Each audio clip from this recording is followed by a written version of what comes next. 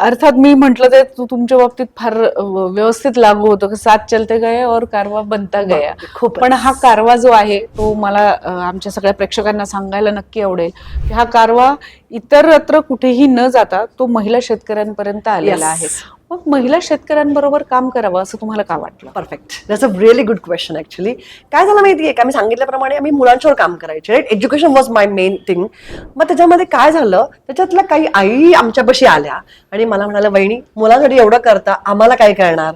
आणि जेव्हा त्या आल्या ना तेव्हा त्यांची परिस्थिती अतिशय हलाखीची होती आणि मी जाऊन सगळं पाहिलं ना तेव्हा मी ठरवलं की आपलं चॉईस नाहीये, काही ते करावं लागणार आहे. त्याच वेळेस मग सुरुवात झाली स्मार्ट सखी या उद्योगाची. मग तिथं माझ्या मैत्रिणी चित्रा म्हणून माझी एक मैत्रीण आहे, ती आली, माझी नणंद आली, आमच्या गावातले माझे काही दीर आहेत, चुलत दीर वगैरे असे, हे सगळे आम्ही एकत्र आलो आणि कामाला सुरुवात झाली.